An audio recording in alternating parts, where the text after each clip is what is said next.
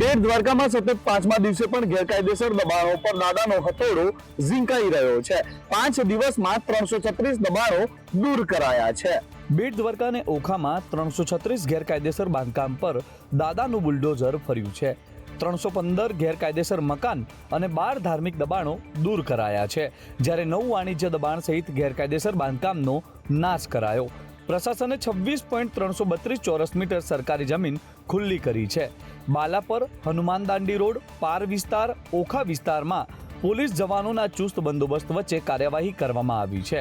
ખુલ્લી કરવામાં આવેલી જમીનની અંદાજિત કિંમત ₹54 કરોડની છે। હજુ પણ દાદાનું બુલડોઝર ગરજતું રહેશે, કારણ કે બેટ દ્વારકામાં કેટલાક ગેરકાયદેસર બાંધકામોને નોટિસો ફટકારવામાં આવી છે।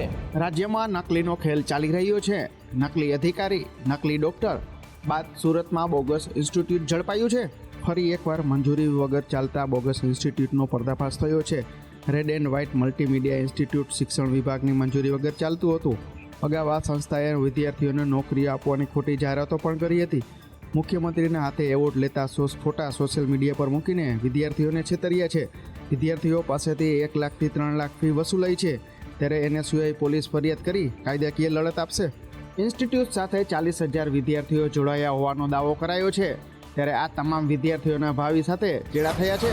બનાસકાંઠાના 2 કાંઠા બનતા જિલ્લામાં આંદોલનનું રણસીંગું ફૂંકાયું છે। છેલ્લા 15 દિવસથી દિયોદરને વડુ મથક બનાવવા માટે લડત ચાલી રહી છે, જે દિવસે ને દિવસે ઉગ્ર બની રહી છે। દિયોદરને નવા વાવ થરાદનું વડુ મથક બનાવીને નામ ઓગળ રાખવાની માંગ ઉગ્ર બની છે। ત્યારે આજે સરકારના નિર્ણય સામે વિરોધ દાખવવા દિયોદરથી ઓગળથડી સુધી વાહન રેલી યોજાઈ હતી। અમારો જિલ્લો ઓગળ જિલ્લો, અમારું મથક દિયોદર, અમારે રહેવું બનાસમાં, આ પ્રકારના બેનરો અને સૂત્રોચ્ચાર સાથે લગાતાર વિરોધ થઈ રહ્યો છે। વિશાળ રેલીમાં નીકળેલા સ્થાનિકો અને આગેવાનોએ એક જ સૂર હતો કે જો નહીં માને સરકાર તો કરીશું આકરો વિરોધ। રાજ્ય સરકાર બનાસકાંઠા જિલ્લાના વિભાજનને લઈને ભૌગોલિક દ્રષ્ટિએ પુનર્વિચારણા કરે તેવી સ્થાનિક નેતાઓ અને આંદોલનકારીઓ માંગ કરી રહ્યા છે। શહેરમાં તસ્કરો એ હદે બેફામ બની ગયા છે કે BRTS રૂટના અંદર લાગેલી ફૂટ ક્રોસ લાઇટની પણ ચોરી કરીને ફરાર થઈ ગયા છે। મગોબ ડિંડોલી રોડ પર તસ્કરો તડખાટ સામે આવ્યો છે। સુરત મહાનગરપાલિકાએ રસ્તા પર લગાવેલી લાઇટની ચોરી કરવામાં આવી છે। ચોરીની સમગ્ર ઘટના CCTV કેમેરામાં કેદ થઈ ગઈ છે, જેમાં 2 શખ્સો BRTS રોડ પર 20 ફૂટના અંતરમાં લાગેલી લાઇટ ઉઠાવી ગયા છે। અંદાજિત 2 લાખથી વધુના મુદ્દા માલની ચોરી કરવામાં આવી છે। જાહેર રસ્તા પર આ પ્રકારની ઘટનાને લઈ પોલીસના નાઇટ પેટ્રોલિંગ પર અનેક સવાલ ઉઠી રહ્યા છે। હાલ તો પોલીસે CCTVના આધારે વધુ તપાસ હાથ ધરી છે અને ફરાર થઈ ગયેલા તસ્કરોને પકડવાના ચક્રો ગતિમાન। વડોદરામાં શિક્ષણ સમિતિના કર્મચારીઓએ આંદોલન છેડ્યું છે। કાયમી કરવાની માંગ સાથે ભૂખ હડતાલનો પ્રારંભ કર્યો છે। વડોદરા મ્યુનિસિપલ કોર્પોરેશન હસ્તકની નગર પ્રાથમિક શિક્ષણ સમિતિના 4થા વર્ગના કર્મચારીઓ આંદોલનના રસ્તે ઉતર્યા છે। 570 કર્મચારીઓએ પોતાને કાયમી કરવાની વર્ષો જૂની માંગણી નહીં સંતોષાતા આજથી ભૂખ હડતાલનો પ્રારંભ કર્યો છે। હાથમાં બેનરો અને પ્લેકાર્ડ લઈને સૂત્રોચ્ચાર સાથે ભૂખ હડતાલ શરૂ કરી છે। કર્મચારીઓનું કહેવું છે કે વર્ષ 2019માં લેબર કોર્ટનો આદેશ હોવા છતાં પણ કાયમી ન કરાયા। એક તરફ પાલિકા ભારણ આવશે તેવું બહાનું કરે છે, પરંતુ બીજી તરફ પાલિકા નવી ભરતીની વાતો કરી રહી છે। આ પહેલા તો પૂર્વ મેયર કેયુર રોકડિયાએ આ રોકડિયા કર્મચારીઓને કાયમી કરવાની બાંહેધરી આપી હતી, અને પછી તો હું કોણ અને તું। સુપ્રસિદ્ધ યાત્રાધામ ડાકોરમાં વર્ષોથી નિભાવાતી ગૌદાનની પરંપરા તૂટતા સેવકોમાં ભારોભાર નારાજગી સાથે રોષ જોવા મળ્યો। ડાકોર મંદિરમાં વર્ષોથી ચાલતી આવતી પરંપરામાં 5 પશુપાલક પરિવારોને મંદિર તરફથી વાછરડા સાથે 5 ગાયોનું દાન કરવામાં આવતું હતું, જે વર્ષો જૂની પરંપરા ડાકોર ટેમ્પલ કમિટીના મનસ્વી નિર્ણયને લઈને તૂટી છે।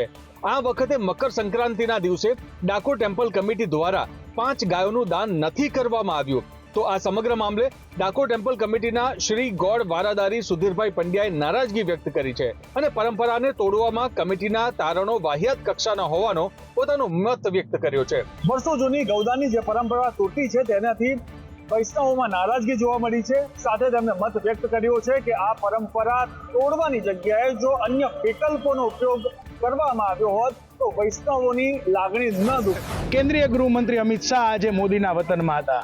ત્યારે પ્રધાનમંત્રીજીના ભરપેટ વખાણ કરતા તેમણે કહ્યું હતું કે લોકોને ગરીબીથી બચાવવા એક ચાવાળાના પુત્રએ દેશને સંભાળ્યો. કેન્દ્રીય ગૃહમંત્રી અમિત શાહ આજે વડનગરની મુલાકાતે આવ્યા હતા.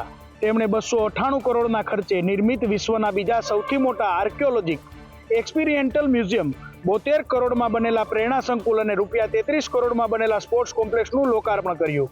પછી પ્રેરણા સંકુલના વિદ્યાર્થીઓ અને વાલીઓ સાથે સંવાદ બાદ સાયન્સ કોલેજમાં જાહેર સભાને સંબોધી હતી. સભા બાદ તેમણે હાટકેશ્વર મહાદેવની પૂજા કરી ગણપતિ યુનિવર્સિટીના પદવીદાનમાં હાજરી આપી. ગૃહમંત્રી શાહે સભામાં કહ્યું કે આ સ્પોર્ટ્સ કોમ્પ્લેક્સમાં તૈયાર થયેલા બાળકો ઓલિમ્પિકમાં જશે. પ્રવાસીઓ માટે આનંદના સમાચાર છે કે ગીરના અહેમદપુરા બીચ પર યોજાશે બીચ કાર્નિવલ. ગુજરાત પ્રવાસીઓ માટે એક નવું નજરાણું બનવા જઈ રહ્યું છે. ઉના નજીક આવેલા અહેમદપુર માંડવી બીચ પર પર્યટન ગતિવિધિને પ્રોત્સાહન મળે તે માટે 3 દિવસના બીચ ફેસ્ટિવલનું આયોજન કરવામાં આવ્યું છે. આગામી 24, 25 અને 26 જાન્યુઆરીના રોજ અહીં બીચ ફેસ્ટિવલ અંતર્ગત રંગારંગ કાર્યક્રમનું આયોજન કરવામાં આવ્યું છે. સમગ્ર આયોજનને લઈને જિલ્લા કલેક્ટર તંત્ર તમામ વિભાગો સાથે રાખી સ્થળ નિરીક્ષણ કર્યું હતું. અહેમદપુરા માંડવી બીચ પર સૂર્યોદય પોઈન્ટ પ્રવાસીઓ માટે આકર્ષકનું કેન્દ્ર છે. આ ઉપરાંત અહીં મોટી સંખ્યામાં ડોલ્ફિન માછલીઓ પણ જોવા મળે છે. રાત્રિના સમયે બીચ પર લેઝર શોનું આયોજન કરવામાં આવ્યું છે. રાજ્યના પ્રવાસન વિભાગ અને વહીવટી તંત્ર દ્વારા અહેમદપુર માંડવી બીચને પ્રવાસન ક્ષેત્રે આગળ યોગદાન મળી રહે તે માટેનું આયોજન કરવામાં આવ્યું છે. અમરેલીની ઠંડીએ તો નલિયાને પણ પાછળ છોડ્યું. રાજ્યના કેટલાક જિલ્લાઓમાં 4 ડિગ્રી સુધી તાપમાનમાં ઘટાડો થયો. ગુજરાત પરના વેસ્ટર્ન ડિસ્ટર્બન્સની અસરને કારણે વિવિધ જિલ્લાઓમાં લઘુત્તમ અને મહત્તમ તાપમાનમાં છેલ્લા 3 દિવસથી વધઘટ થઈ રહ્યું છે. છેલ્લા 24 કલાક દરમિયાન લઘુત્તમ તાપમાનમાં 3 થી 4 ડિગ્રીનો ઘટાડો નોંધાયો છે. નલિયાને પાછળ છોડીને રાજકોટ બાદ હવે અમરેલી 8.2 ડિગ્રી સાથે રાજ્યનું સૌથી ઠંડુ શહેર બન્યું છે. હવામાન વિભાગના જણાવ્યા મુજબ આગામી 4 દિવસ સુધી લઘુત્તમ તાપમાન યથાવત રહેવાની સંભાવના છે. એટલે કે રાજ્યમાં ફરી એક વખત બેઠી ઠંડીનો અનુભવ થશે.